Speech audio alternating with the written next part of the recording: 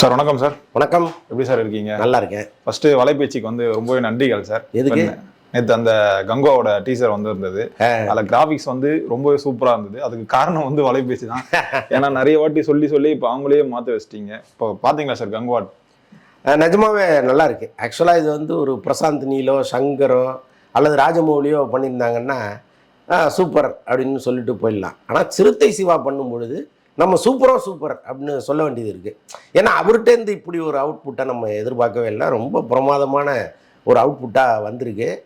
ஒவ்வொரு முறையும் இந்த சூர்யா தரப்புலேருந்து சொல்லுவாங்க, சூர்யா சார் படத்தை பார்த்துட்டு ரொம்ப பாராட்டினார், சூர்யா சார் வந்து சிறுத்தை சிவாட்ட இன்னும் கொஞ்சம் சஜஷன்லாம் சொல்லி இன்னும் இப்படி வரலாம் அப்படின்லாம் சொல்லுவார் அப்படின்லாம் சொல்லிகிட்டே இருப்பாங்க.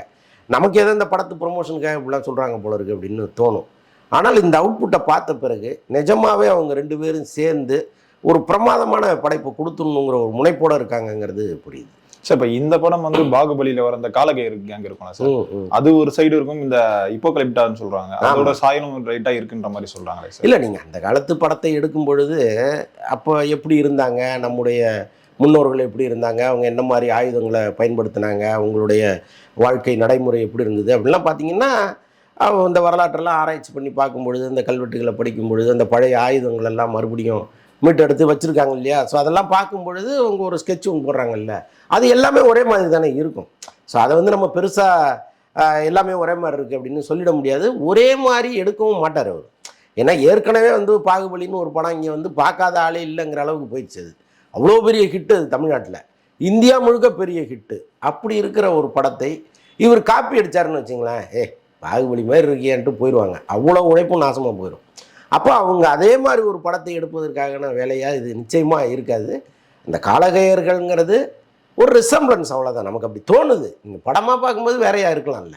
இப்போ ஒரு வருஷமா வந்து சூர்யா சாரோட படம் வந்து எதுவுமே வரல சார். இப்போ இந்த டீசர் வந்து சூர்யா ரசிகர்களுக்கு வந்து ஒரு தீனி போடுற டீசராக இருக்குமா சார்? நிச்சயமாக நேற்றுலேருந்து இப்போ பயங்கரமாக கொண்டாட ஆரம்பிச்சிட்டாங்களே. ஏன்னா எல்லாருக்குமே அது ஒரு இன்ப அதிர்ச்சியாக இருக்குது. பொதுவாக பத்திரிகையாளர்கள் வந்து ஒரு டீசரையோ அல்லது ஒரு ட்ரெய்லரையோ பார்க்கும்பொழுது ஒரு 1000 குறைகளை கண்டுபிடிப்பாங்க. இது நல்லா இல்லை, இது நொட்டாம்பாங்க. பட் ரசிகர்கள் வந்து எப்போவுமே எல்லாத்தையும் நல்லா இருக்குன்னு தான் சொல்லுவாங்க. ஆனால் பத்திரிகையாளர்கள் பல பேர், விமர்சகர்கள் பல பேர் இந்த டீசரை பயங்கரமாக கொண்டாடும் பொழுது இப்போ அவர்களுடைய ஆசையும் நம்பிக்கையும் எப்படி இருக்கும், வெறித்தனமும். ஸோ கிட்டத்தட்ட அப்படி தான் இருக்குது. சார் இப்போ இந்த ஒரு வருடம் வந்து இந்த கேப் ஆயிடுச்சு சார். இப்போ அதை வந்து பூர்த்தி பண்ணுறதுக்காக தான் இந்த கங்கா என்ற படம் வந்து எடுத்துட்டு இருக்காரு. இப்போ எப்படி வந்து கர்நாடகாவுக்கு வந்து எப்படி ஒரு கேஜிஎஃப் இருந்ததோ அதே மாதிரி தெலுங்கு சினிமாவுக்கு வந்து ஒரு RR பாகுபலி இருந்ததோ அந்த மாதிரி தமிழ் சினிமாவுக்கு வந்து இந்த கங்குவா இருக்குமா சார்? இருக்கணும். ஏன்னா அவங்க அதை நோக்கி தான் அவ்வளவு பெரிய பட்ஜெட்டில் அந்த படத்தை எடுத்துகிட்டு இருக்காங்க. இன்னொன்று, ஞானவேல் ராஜாவுக்கும் சூர்யாவுக்கும் ஒரு பெரிய இடைவெளி விழுந்து ஞானவேல் ராஜா இனிமேல் நமக்கு தேவையில்லைங்கிற ஒரு முடிவை சூர்யா எடுத்துட்டார். அதுக்கப்புறம் அந்த குடும்பம் ரெண்டும் உட்காந்து பயங்கரமாக பேசி ஒரு பேச்சப் பண்ணும்போது சூர்யா சொன்ன ஒரே வார்த்தை என்னென்னா, இது வரைக்கும் என்னை வைத்து எடுக்காத பட்ஜெட்டில் ஒரு படம் எடுங்க, நான் உங்களுக்கு டேட்டு தரேன் அப்படின்னு தான் அவர் சொன்னார். அதற்கப்புறம் தான் இந்த படத்தை வந்து அவங்க பிளான் பண்ணாங்க. இது வரைக்கும் சூர்யா படத்தில் செய்யாத அளவுக்கு ஒரு பெரிய செலவு அந்த படத்தில் அவங்க பண்ணியிருக்காங்க. இன்னொன்று வந்து ஏதோ 30 லாங்குவேஜ் 38 லாங்குவேஜ் சொல்கிறாங்க. அத்தனை லாங்குவேஜில் இந்த படத்தை நாங்கள் வெளியிட போகிறோம் அப்படின்னு ஒரு டப்பிங் பண்ணி தான் வெளியிட போகிறாங்க. அது ஒரு பக்கம். பட் இருந்தாலும் ஒரே நேரத்தில் வெளியிடுவாங்களா அதெல்லாம் இருக்குது. எப்படி இருந்தாலும் ஒரு இந்தியா லெவலுக்கு ஒரு கிராண்டான ரிலீஸாக அதை கொண்டு போகணும்னா அவங்க பிளான் போட்டுக்கிட்டு இருக்காங்க. இப்போ இந்த 1000 கோடி கலெக்ஷன் எட்டுமா சார்? அது சொல்ல முடியாதுங்க. எந்த படத்தையுமே முன்கூட்டிலாம் கணிக்கவே முடியாது. ஒரு சாதாரண 38 லாங்குவேஜ்ல ரிலீஸ் பண்றாங்க, அதுக்காக கேட்குறேன். 38 லாங்குவேஜ்லையும் சூர்யாவை பார்த்துட்டு தான் நான் மறுவேளை சாப்பிடுவேன்னு எவனோ உட்காந்துருக்கானா என்ன? அப்படிலாம் கிடையாது. படம் நல்லா இருந்தால் வந்து பார்க்க போகிறாங்க. இப்போ இந்த மஞ்சுமல் பாய்ஸ் வந்துச்சு, அவங்களுக்கே இவ்வளோ பெரிய நம்பிக்கை இருக்காது. இந்த படம் வந்து 100 crore கிளப்பில் சேரும்லாம் நம்பி படத்தை எடுத்துருப்பாங்களா என்ன? இப்போ பிரேமலவும் அதே மாதிரி தான். அதே தான். ஒரு சாதாரணமாக ஒரு படத்தை எடுத்திருக்காங்க, அது திடீர்னு பிச்சுட்டு ஓடிச்சுன்னா அது யார் கட்டுப்படுத்த முடியும்? ஸோ அந்த மாதிரி ஒருவேளை நாளைக்கு ஓடலாம் அல்லது ஓடாமலும் போகலாம். அந்த கணிப்பெல்லாம் நம்ம முன்கூட்டி எப்போவுமே எந்த படத்துக்குமே வைக்க முடியாது. லியோவுக்கு இல்லாத கைப்பா கடைசியில் என்னாச்சு, படம் வந்த பிறகு ஒரு நெகட்டிவ் ரிவ்யூ வரலையா? ஸோ அந்த மாதிரி படமாக பார்க்கும்பொழுது தான் அது 1000 கோடியை தொடுமா தொடாத. இன்னொன்று எந்த தமிழ் படமும் 1000 கோடியெல்லாம் தொடரலை. ஸோ அப்படி இருக்கும்பொழுது இது 1000 கோடியை தொடுமாங்கிற விவாதமே வேணாங்கிறேன். சார் இப்போ நீங்கள் சொல்லும் போதே சொல்லியிருந்தீங்க சார், எனக்கு பார்த்தோன்னே எனக்கு இந்த மாதிரி ஒரு ஷாக்கிங் அந்த இது சிறுத்தை சிவகிட்ட வந்து இந்த மாதிரி ஒரு அவுட்புட்டா அப்படின்னு சொல்லியிருந்தீங்க. இப்போ சிறுத்தை சிவா வந்து இவ்வளோ பொட்டன்ஷியலாக இருந்தாலும் தான், ஆனால் அவர் கமர்ஷியலாக கொண்டு போய் இந்த மாதிரி ஆக்கிட்டாங்களோ. அஜித் சார் கூட ஒரு 3 படம் வந்து தொடர்ந்து நடிச்சிட்டாரு. கதைகள் எல்லாமே ஒரு கமர்ஷியலான ஒரு படமாக தான் இருந்தது. ஆனால் விவேகம் மட்டும் ஒரு ஹாலிவுட் ஸ்டாண்ட்ல இருந்திருக்கும். ஆனால் படம் வந்து ஸ்க்ரீன் பிளேவா சரியா இல்லை. இப்போ இதுக்கெல்லாம் காரணம் வந்து அஜித் சாரும் லைட்டாக தோணுதே சார். இல்லை அப்படி நீங்கள் எடுத்துக்க முடியாது. எப்போவுமே நீங்கள் வந்து ஒரு தொலைதூர பயணத்துக்கு போகிறீங்கன்னா முதல் ஸ்டெப்பை வீட்டிலேருந்து தானே வைக்கணும். ஒன்று ஒன்றா தான் நீங்கள் நடந்து நடந்து ஒரு ஏர்போர்ட் போகணும், அங்கேருந்து ஃப்ளைட்டை பிடிக்கணும், அப்புறம் அங்கேருந்து போகணும். ஸோ அப்படி தான் ஒருத்தருடைய ட்ராவல் இருக்கும். சிறுத்தை சிவாவுக்கு எடுத்த உடனே கங்குவா கிடச்சிருமான்னா முதல் படமே கிடைக்காது. அவர் யார், என்ன, அவருடைய கரியர் என்ன, அவர் எப்படிப்பட்ட படங்கள் எடுத்தார், அவர் இவ்வளோ பட்ஜெட்டில் ஒரு படத்தை அவரால் எடுக்க முடியுமா, அதை ஹேண்டில் பண்ண முடியுமா, இவ்வளோ விஷயங்களும் இருக்குது. எடுத்தோடனே தூக்கி கையில் கொடுத்துட மாட்டாங்க. இப்போ சங்கரே தமிழ் சினிமாவுடைய பிரம்மாண்டமான இயக்குனர்னு நம்ம சொல்கிறோம். அவருடைய முதல் படம் என்ன, அப்படியே அவ்வளோ பெரிய கோடிகளையை கொட்டிவிட்டாங்க. அவர் அதுக்கப்புறம் தான் வந்து இந்தியன் படம் எடுத்தார், ஜீன்ஸ் எடுத்தார். அதுக்கப்புறம் தான் ஒரு பெரிய பட்ஜெட்லலாம் படங்கள் எடுக்க ஆரம்பித்தார். ஸோ அப்போது எடுத்த எடுப்பில் யாராலையும் அந்த இடத்துக்கு வந்துட முடியாது. சிவாவும் இப்போ அந்த இடத்துக்கு தான் வந்திருக்கிறார். எடுத்த எடுப்பில் வரலை, பட் அவருடைய வெற்றிகளை மெல்ல மெல்ல நிரூபித்து தான் இந்த இடத்துக்கு வந்திருக்காரு. ஒருவேளை இந்த படம் ஒரு தாறுமாறான ஹிட் ஆச்சுன்னா எதிர்காலத்தில் தமிழ்நாட்டின் பிரசாந்த் நீல்னு சொல்கிற அளவுக்கு அவருக்கு படங்கள் வருவதற்கு வாய்ப்பு இல்லை. சரி, இப்போ சூர்யா ரசிகர்கள் என்னதான் உற்சாகத்தில் இருந்தாலுமே ஒரு சைடு வந்து ஒரு சில வருத்தங்கள்லேயும் இருக்காங்க. ஏன்னா இப்போ ஃபர்ஸ்ட் வந்து வாடிவாசல் நடிக்கிறது வந்து அந்த படம் குறித்து என்ன ஒரு மயான அமைதியாக தான் இருக்குது. அதே மாதிரி வணங்காலையும் அவர் தான் நடிக்கிறது வந்து கடைசியில் வந்து விலகிட்டார். இப்போ புறநானூறு படத்துலேருந்தும் கொஞ்சம் தள்ளி வச்சிருக்கன்ற மாதிரி சொல்கிறாங்க. என்ன நடக்குது சார் இப்போ? இல்லை, எப்போவுமே வந்து எல்லா நடிகரும் தன்னுடைய பாதை ரொம்ப சரியாக இருக்கணும்னு நினைப்பாங்க. திடுதிப்பும் போய் விழுந்துட்டாங்கன்னா அதுலேருந்து எந்திரிக்கிறதுங்கிறது எவ்வளோ பெரிய நடிகராக இருந்தாலும் கஷ்டமாக இருக்குது. இன்றைக்கி ரஜினி வந்து தமிழ்நாட்டினுடைய சூப்பர் ஸ்டாராக இருந்தால் கூட அவர் ஒரு தோல்வியை கொடுத்துட்டாருன்னா அடுத்த படத்தில் சம்பளத்தை குறைக்கிறாங்க. ஸோ அப்படி ஒரு அவமரியாதை வந்துடுது இல்லை. அப்போ எவ்வளோ பெரிய நடிகராக இருந்தாலும் ஒவ்வொரு முறையும் கவனமாக அவங்க ஸ்டெப்பை வைக்க வேண்டியதாக இருக்குது. வாடிவாசலை பொறுத்தளவுக்கு சூர்யா மேலே பிரச்சனை கிடையாது. அவர் எப்போ கூப்பிட்டாலும் நான் வர்றேங்கிற இடத்துல தான் அவர் இருக்கார். பட் அதுக்கு வந்து வெற்றிமாறன் அவருடைய ஒர்க்கிங் ஸ்டைல் அது தயாராக இல்லை. பட் அது நடக்குமா நடக்காதாங்கிறது தெரியல. இன்னமும் இந்த நிமிஷம் வரைக்கும் அது இருக்குங்கிற மாதிரி தான் சொல்லிட்டு இருக்காங்க. அதில் சூர்யா சார் இருக்காரா சார்? கண்டிப்பாக இருக்காரு. அப்போ ரீசெண்டாக கூட வெற்றிமாறனும் அவர் மீட் பண்ணி பேசியிருக்காங்க. அப்போ கூட அவர் வந்து இந்த படத்தில் விலகிறன்லாம் சொல்லவே இல்லையே. இப்போ வணங்கான்லேருந்து ஆனால் விலகிட்டார். வணங்கான்லேருந்து விலகினதுக்கு காரணம் என்னன்னா அந்த படம் போகிற வேகம், பாலா தன்னை மாற்றிக்கொள்ளவே இல்லையேங்கிற வருத்தம், இது எல்லாமே சேர்ந்து தான் அந்த படத்துலேருந்து அவர் வெளியேறினார். கிட்டத்தட்ட அவருக்கு ஒரு 7 கோடி 8 கோடி லாஸ். அவர் நினச்சிருந்தா பாலாட்டா என் பணத்தை கொடுத்துட்டு நீங்கள் அடுத்த படம் பண்ணுங்கன்னு கூட சொல்லியிருக்கலாம். பட் அவர் பாலா மேலே ஒரு பெரிய நம்பிக்கை வச்சுருக்காரு. அந்த நம்பிக்கையின் விளைவாக தான் அவர் அங்கே வந்தார். பட் அந்த நம்பிக்கையை பாலா காப்பாற்றலை. ஸோ அதன் விளைவாக அவர் வெளியேறிட்டார், அவ்வளோதான். அதனால் அதுக்கு முழுக்க முழுக்க காரணம் சூர்யான்னு நம்ம சொல்ல முடியாது. ஒரு வகையில் பாலாவும் காரணமாக இருக்கார். இப்போ புறநானூறு படத்தை எடுத்துக்கிட்டோம்னா ஒரே அடியாக ட்ராப்புங்கிற இடத்துல இல்லை. நம்ம விசாரிக்கும் போது என்ன சொல்கிறாங்கன்னா, சுதா கொங்கராவே சூர்யாட்ட, சார் இது மாதிரி நான் சூரரை போட்டு ஹிந்தி வெர்ஷனுக்கு போனதுனால என்னால் இந்த ஸ்கிரிப்டில் பெருசாக கான்சன்ட்ரேட் பண்ண முடியல, எனக்கு இன்னொரு 5 மாதம் டைம் கொடுங்க, நான் பக்கா ஸ்கிரிப்டோடு வந்துடுறேன் அப்படிங்கிற மாதிரி அவங்க சொன்னதாகவும், அதற்கப்புறம் தான் 2 பேரும் சேர்ந்து ஒரு ஒப்பந்தம், ஒரு அக்ரிமெண்ட்டு சைன் பண்ணி அதில் வந்து அதை வெளியிட்டதாகவும் ஒரு தகவல் இருக்குது, ஒரு அறிக்கை வெளியிட்டதா. ஆனால் இன்னொரு தரப்பில் என்ன சொல்கிறாங்க அப்படின்னா, தொடர்ந்து வந்து சூர்யா பல கரெக்ஷன் சொன்னதாகவும், அதில் சுதா கொங்கரா கொஞ்சம் வருத்தப்பட்டதாகவும் ஒரு தகவல் இருக்குது.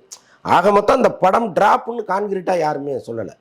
தள்ளி வச்சிருக்கோம், நிச்சயமாக வரும் அப்படிங்கிற மாதிரி தான் சொல்கிறாங்க. சார், இப்போ சூர்யா சாருக்கு அந்த சினிமா வாழ்க்கையை கொடுத்தவர் வந்து பாலான்னு சொல்லலாம். அவருமே அதை நிறைய மேடைகளில் வந்து சொல்லியிருக்காரு. இப்போ அதே மாதிரி அவர் கரியர் வந்து ஃபீல்டில் டவுனில் இருக்கும் போது உச்சத்தில் கொண்டு போனது வந்து சூரரை போற்று படம் தான், சுதா கொங்கரா தான் கொடுத்தாங்க. அப்படி இருக்கும்போது இந்த தலையீடுகள் வந்து சரியாக இருக்குமா சார்? ஒரு ஹீரோ வந்து தலையிடுறது வந்து, நான் தான் ஆரம்பத்திலே சொன்னேனே, ஒரு பக்கம் வளர்ந்துட்டாங்கன்னா அந்த வளர்ச்சியையும் வெற்றியையும் தக்க வைப்பதற்கு ஒரு போராட்டம் நடக்கும்ல. அந்த போராட்டம் எல்லாருக்கும் உண்டு.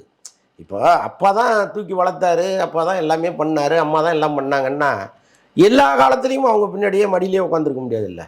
ஒரு கட்டத்தில் வெளியில் வந்து தனக்குன்னு ஒரு வாழ்க்கையை ஆரம்பிக்கிறாங்கல்ல. ஸோ அந்த மாதிரி தான் எல்லாத்துலேயுமே. ஸோ அதனால் சூர்யா பண்ணது தவறுன்னு நம்ம சொல்ல முடியாது. இதில் நீங்கள் கௌதமேனனை விட்டீங்க. கௌதமேனன் சூர்யாவுக்கு கொடுத்த வெற்றி வந்து வாரணம் ஆயிரம், காக்கா காக்கான்னு பிரமாதமான படங்கள்லாம் அவர் கொடுத்தாரு. அவரையே ஒரு கட்டத்தில் சூர்யா வந்து அவருக்கு ஸ்கிரிப்ட் பண்ண தெரியலன்னு ஓப்பனாகவே ஒரு அறிக்கை ஒன்று கொடுத்தாரு. அதை நேரடியாக சொல்லிவிட்டு, சார் உங்களுக்கு படம் இல்லைன்னு சொல்லிட்டு போயிருக்கலாம். ஆனால் ஒரு அறிக்கையாகவே வெளியிட்டார், அவருக்கு வந்து ஸ்கிரிப்ட் பண்ண தெரியல அப்படின்ட்டு. ஸோ அதெல்லாம் வந்து ஒரு பெரிய மற்றவர்கள் வருந்துகிற ஒரு இடத்துல தான் இருந்தார் சூர்யா. பட் எல்லாத்தையும் கூட்டி கழித்து பார்க்கும் பொழுது அவங்கவுங்க வாழ்க்கை அவங்கவுங்களுக்கு தான் முக்கியம். அது நம்ம வந்து வெளியிலேருந்து விமர்சனம் பண்ணலாம். பட் அவங்க நம்ம வாழ்க்கை ரொம்ப முக்கியம்னு நினச்ச ஒரு முடிவை எடுக்கும் பொழுது அது சரி தவறுன்னு சொல்கிறதுக்கு நம்ம யார்? ஏன்னா இப்போ ரீசெண்ட் இன்டர்வியூஸில் ஒன்று பார்த்தேன் சார், பாவா செல்லதுரை சார் வந்து ஒரு இன்டர்வியூ கொடுத்துருந்தாரு. அதில் என்ன சொல்லியிருக்காருன்னா, இப்போ இந்த சமீபத்தில் இந்த ஜப்பான் படம் வந்ததில்ல, அது வந்து ரொம்பவே ஒரு டார்க் ஹியூமரான ஒரு படம் தான். இப்போ அதுல வந்து ராஜமுருகன் நல்லாவே கதை சொல்லி நல்லாவே எடுத்திருந்தாரு. அதுல வந்து ஹீரோவோட தலையீடு அப்புறம் ப்ரொடியூசரோட தலையீடு காரணமா தான் இந்த படம் வந்து சரியா வரலன்னு அப்படின்னு சொல்லியிருந்தாரு. தொடர்ந்து இதே மாதிரி சூர்யா சார் மேலே இந்த மாதிரி குற்றச்சாட்டுகள் வருது, கார்த்திக் சார் மேலே இந்த மாதிரி குற்றச்சாட்டுகள் வைக்கிறது, ஞானவேல் ராஜா சார், அப்போ அவங்களோட குடும்பம் சார்ந்த இந்த மாதிரி பிரச்சனைகள் வந்துட்டே இருக்கே சார். அதுக்காக இது இப்போ முழுக்க முழுக்க இயக்குனரை நம்பி ஒப்படைக்கிற ஹீரோக்கள்ங்கிறது ரொம்ப இப்ப நல்ல இயக்குனர்கள்லாம் இதால பாதிக்கப்படுறாங்களா சார்? உண்மைதான். இது வந்து ராஜமுருகன் இது நடந்துகிட்டே இருக்குங்க. ஒரு பக்கம் வந்து ஒரு பெஸ்ட் டைரக்டர் இவரை நம்பி முழுசா நம்ம இறங்கிடலாம், அவர் என்ன சொன்னாலும் செய்யலாம் அப்படின்னு இருக்கிற ஹீரோக்கள் சில நேரங்கள்ல அதுவே பேக் ஃபயரா மாறிடுது.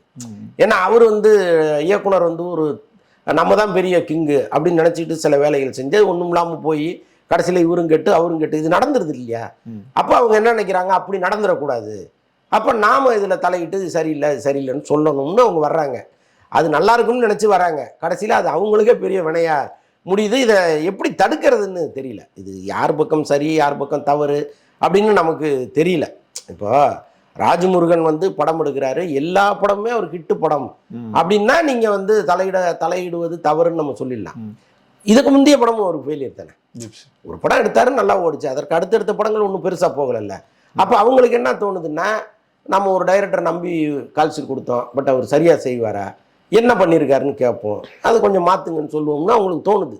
நான் என்ன சொல்கிறேன், இப்படி வந்து கதையை மாற்றி ஒரு இன்செக்யூரிட்டி ஃபீலோட படம் பண்ணுறவங்க சங்கர் மாதிரி ஒரு டைரக்டர் நோக்கி போயிடணும். அதுக்கு சங்கர் மாதிரி சார் ஒத்துக்கணும், அவர் ஒத்துக்கணும், அது வேற. சொல்கிறேன் நான், அப்படி நீங்கள் தலையிடுகிற பட்சத்தில் நமக்கு வெற்றி தான் முக்கியம் அப்படின்னா, நீங்கள் யார் ஓரளவுக்கு வெற்றி கொடுத்து ஒரு ஸ்டாண்டர்டாக இருக்காங்களோ அவங்கள நம்பி போயிடணும்.